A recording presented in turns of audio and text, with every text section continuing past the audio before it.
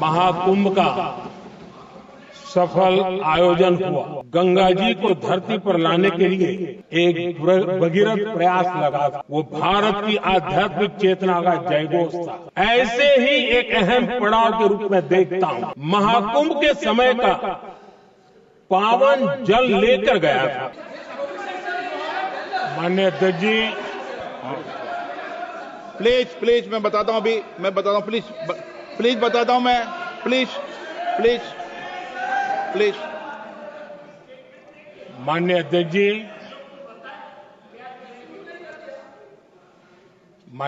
जी, मैं प्रयागराज में हुए महाकुंभ पर वक्तव्य देने के लिए उपस्थित हुआ हूं।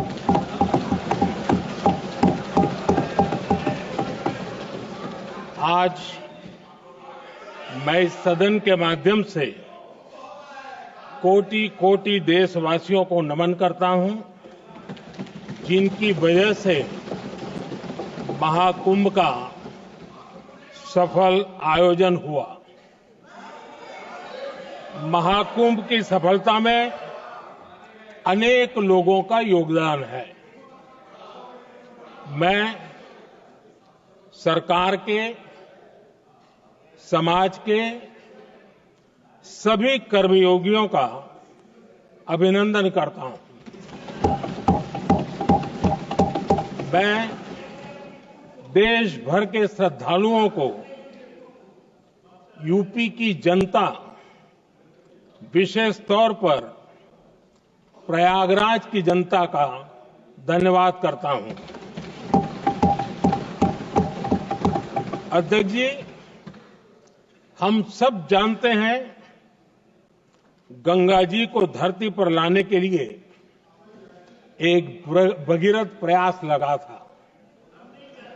वैसा ही महाप्रयास इस महाकुंभ के भव्य आयोजन में भी हमने देखा है। मैंने लाल किले से सबका प्रयास के महत्व पर जोर दिया था। पूरे विश्व ने महाकुंभ के रूप में भारत के विराट स्वरूप के दर्शन किए। सबका प्रयास का यही साक्षात स्वरूप है। ये जनता जनार्दन के संकल्पों के लिए, जनता जनार्दन की श्रद्धा से प्रेरित महाकुंभ था। आदरणीय अध्यक्ष जी, महाकुंभ में हमने हमारी राष्ट्रीय चेतना के जागरण के विराट दर्शन किए हैं। ये जो राष्ट्रीय चेतना है, ये जो राष्ट्र को नए संकल्पों की तरफ ले जाती है, ये नए संकल्पों की सिद्धि के लिए प्रेरित करती है। महाकुंभ ने उन शंकाओं, आशंकाओं को भी उचित जवाब दिया है जो हमारे सामर्थ्य को लेकर कुछ लोगों के मन में रहती है। अध्यक्ष जी, पिछले वर्ष अयोध्या के राम मंदिर प्राण प्रतिष्ठा समारोह में हम सभी ने ये महसूस किया था कि कैसे देश अगले 1000 वर्षों के लिए तैयार हो रहा है। इसके ठीक 1 साल बाद महाकुंभ के इस आयोजन ने हम सभी के इस विचार को और दृढ़ किया है। देश की ये सामूहिक चेतना देश का सामर्थ्य बताती है।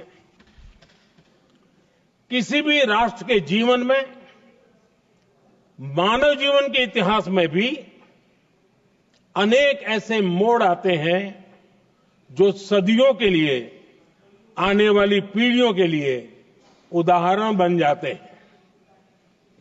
हमारे देश के इतिहास में भी ऐसे पल आए हैं जिन्होंने देश को नई दिशा दी, देश को झकझोर कर जागृत कर दिया।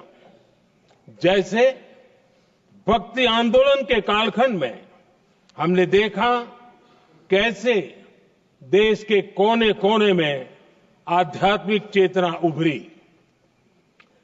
स्वामी विवेकानंद जी ने शिकागो में एक सदी पहले जो भाषण दिया, वो भारत की आध्यात्मिक चेतना का जयघोष था।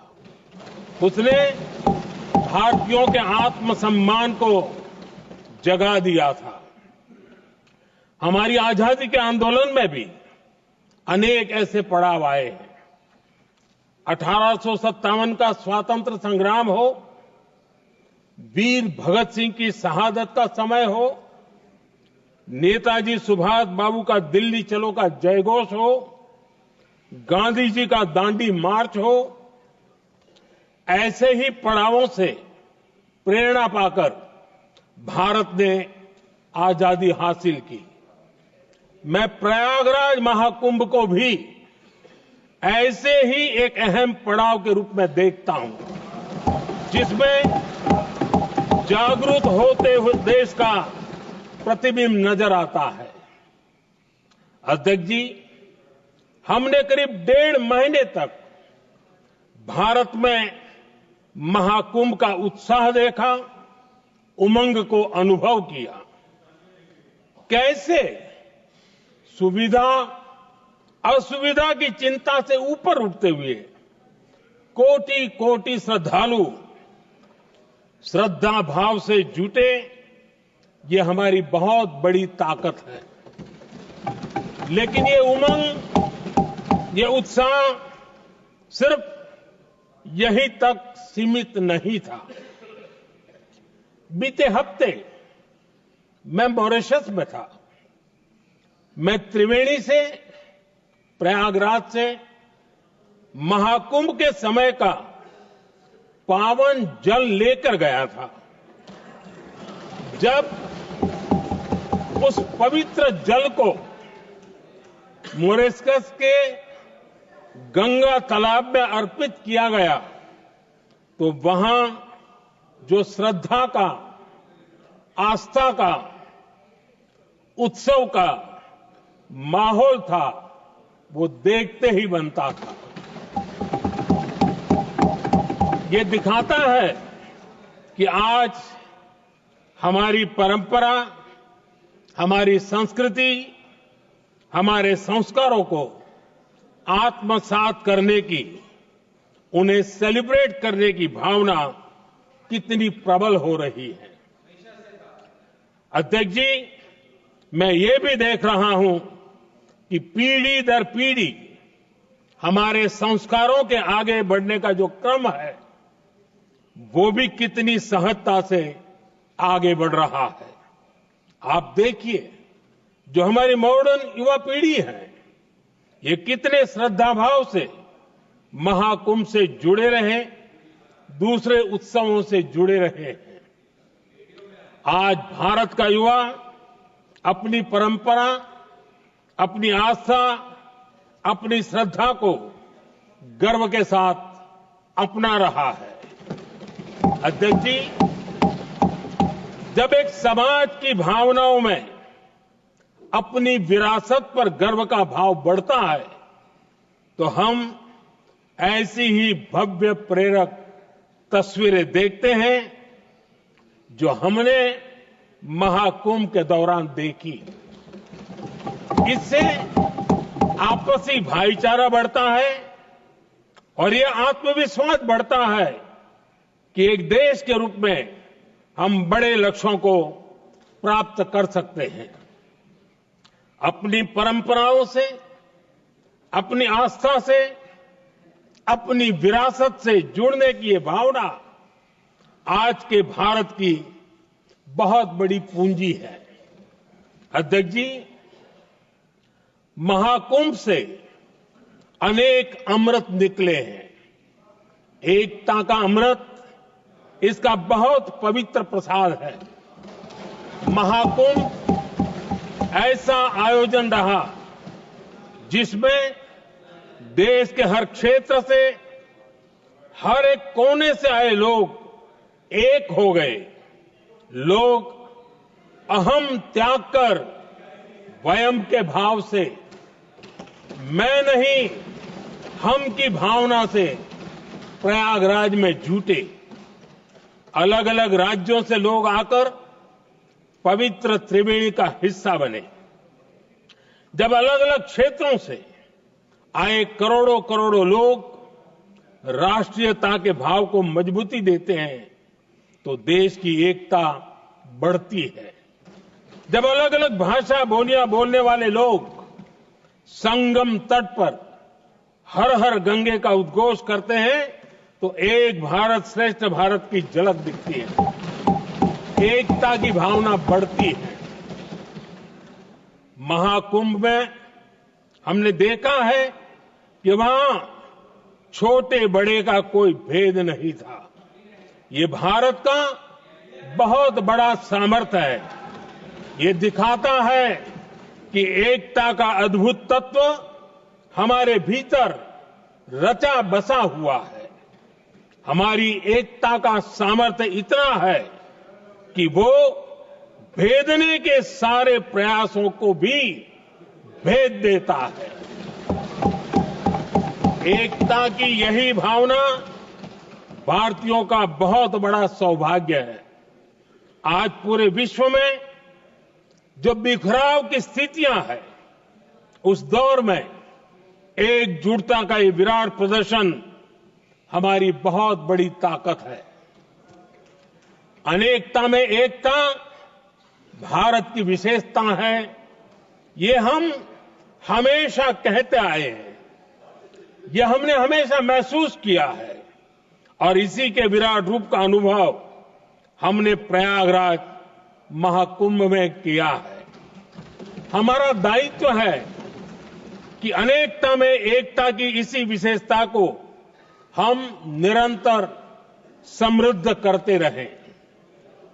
अध्यक्ष जी, महाकुंभ से हमें अनेक प्रेरणाएं भी मिली हैं। हमारे देश में इतनी सारी छोटी बड़ी नदियां हैं। कई नदियां ऐसी हैं जिन पर संकट भी आ रहा है। कुंभ से प्रेरणा लेते हुए हमें नदी उत्सव की परंपरा को नया विस्तार देना होगा। इस बारे में हमें जरूर सोचना चाहिए। इससे वर्तमान पीढ़ी को पानी का महत्व समझ आएगा, नदियों की साफ सफाई को बल मिलेगा, नदियों की रक्षा होगी। अध्यक्ष जी, मुझे विश्वास है कि महाकुंभ से निकला अमृत हमारे संकल्पों की सिद्धि का बहुत ही मजबूत माध्यम बनेगा। मैं एक बार फिर महाकुंभ के आयोजन से जुड़े प्रत्येक व्यक्ति की सराहना करता हूं। देश के सभी श्रद्धालुओं को नमन करता हूं। सदन की तरफ से अपनी शुभकामनाएं देता हूं।